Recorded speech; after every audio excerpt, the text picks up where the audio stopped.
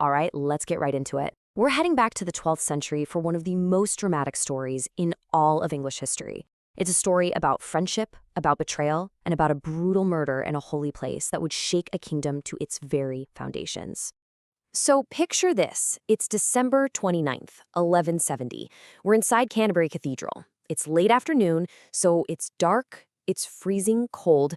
All of a sudden, the silence is just shattered. 4 armed knights burst through the doors.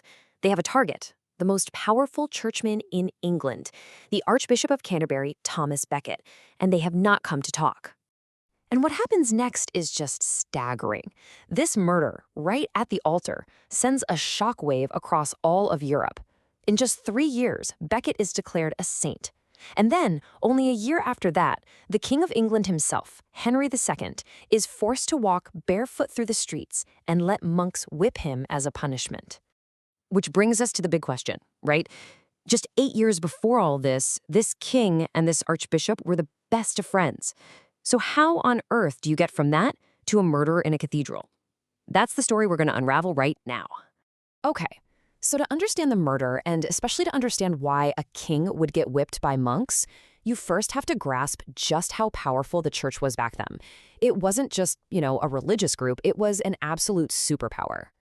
So, the church's power rested on 5 incredible foundations. First up, a spiritual monopoly. The church, and only the church, held the keys to heaven. If you wanted to save your soul, you had to go through them. Second, universal reach. There was a church in pretty much every single village.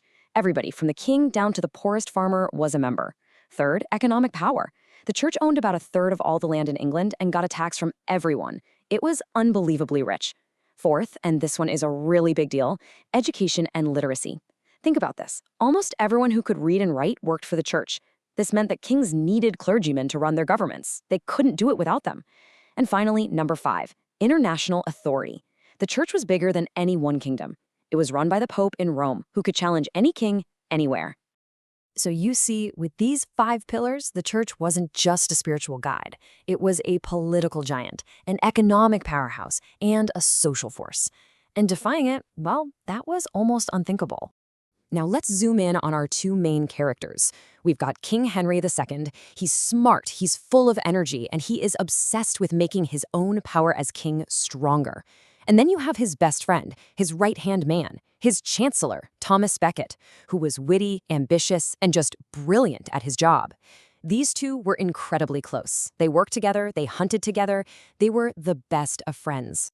Then, in 1162, the Archbishop of Canterbury dies. And Henry has what he thinks is a genius idea. He'll make Becket, his best mate, the new archbishop. The logic seemed perfect. If my guy is in charge of the church, then I'm in charge of the church. What could possibly go wrong? Well, everything. The second he became archbishop, Thomas Becket completely changed. It was like a switch flipped. He immediately quit his job as the king's chancellor, saying he could only serve one master now, God.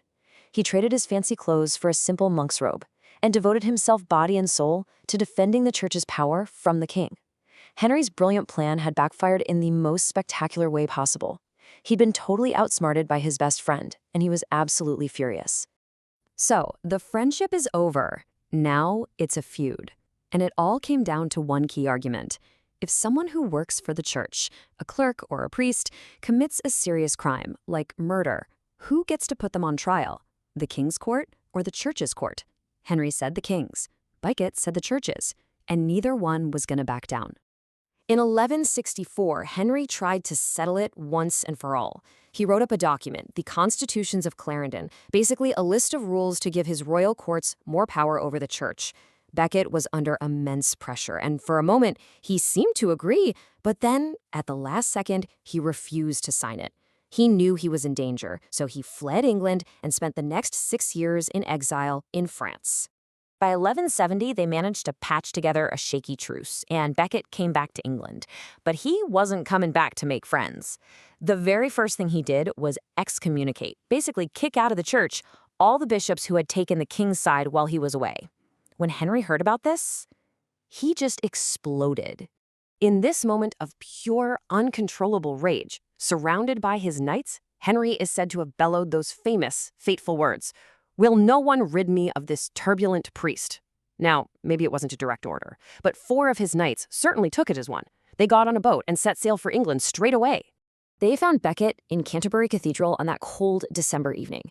He refused to run. They drew their swords and struck him down, right there, at the altar.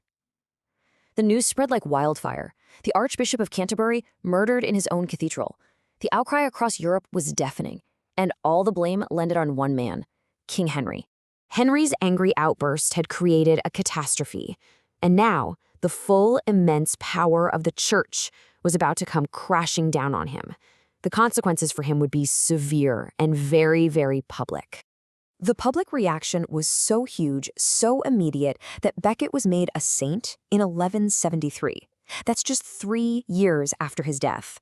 That is lightning fast, and it just shows you the scale of the outrage. People were already claiming miracles were happening at his tomb. Almost overnight, Canterbury became one of the biggest pilgrimage sites in all of Europe. For the next 3.5 centuries, hundreds of thousands of people, you might have heard of them in Chaucer's Canterbury Tales, they all flocked there to pray at the shrine of St. Thomas. And this brings us to the emotional peak of our story. In 1174, to prove how sorry he was and to get back on the church's good side, Henry II did something absolutely astonishing. He walked barefoot through the streets of Canterbury to Becket's tomb, where he knelt down and allowed 80 monks to whip him. This was it. The most powerful king in Europe, publicly humiliated, submitting completely to the power of the church. So let's go back to our big question. Why was the church so powerful? This is why. Because not even a king could win a fight against its spiritual monopoly, its universal reach, its massive wealth, its control on knowledge, and its international authority. Henry challenged the church, and he ended up on his knees. And that's the main story. But you know, history's always full of weird, surprising little details, so let's look at 2 quick postscripts to this whole affair. First up, the business of martyrdom. The monks at Canterbury, well, they were holy men, but they were also pretty practical. After the murder, they carefully collected what was left of Becket's blood. They mixed it with water and they sold it to pilgrims in little bottles. They called it Canterbury water, and it was a bestseller believed to cure sicknesses. History, as it turns out, can have a dark sense of humor. And second, what about that legendary quote, "Will no one rid me of this turbulent priest?" Well, he probably didn't say exactly that. The earliest reports have different, much messier versions of what he yelled. One says he called his knights miserable drones and traitors. The famous line we all know today is a tidier, more dramatic version that caught on later. It's a great reminder that history is often a lot messier than the highlights reel. Okay, that was a lot to take in. A huge, dramatic story. Now, let's do a quick knowledge check to see what stuck with you. Question 1. Why did Henry II make Thomas Becket Archbishop of Canterbury in 1162? Was it A, because Becket was the most devout man in England? B, because Henry expected his best friend to help control the church? C, because the Pope insisted on it? Or D, because Becket was already running the church? The answer is B. Henry totally thought his best friend would do his bidding. That plan did not work out. Question 2. What were the Constitutions of Clarendon from 1164? Was it A, a list of church rules about monks? B, Henry II's attempt to bring the church under his own laws? C, the document that made Becket archbishop? Or D, the Pope's ruling on the church in England? The correct answer is B. This was Henry's big legal move to grab more power from the church. Question 3. What did Henry II say that led to Becket's murder? A, he ordered the knights to kill Becket directly. B, he reportedly yelled in frustration, "Will no one rid me of this turbulent priest?" C, he wrote a letter to the Pope. Or D, he publicly accused Becket of treason. Yep, the famous one is B. It was his furious outburst that his knights took as a command. Question 4. How quickly was Thomas Becket made a saint after he was killed? A, 50 years later. B, 20 years later. C, just 3 years after his death in 1173. Or D, he was never officially made a saint. The answer is C. That incredible speed shows just how huge the public reaction to his murder was. Question 5. What penance did Henry II do in 1174 for his part in the murder? A, he resigned as king for a year. B, he paid a massive fine to the Pope. C, he walked barefoot to Canterbury and was flogged by monks. Or D, he went on a crusade. And finally, the answer is C, the ultimate public apology showing everyone the power of the church. Excellent job. Next time, we're sticking around the 12th century. We're talking Stephen and Matilda. A brutal civil war, 2 cousins, 1 throne, and 19 years of chaos. See you then.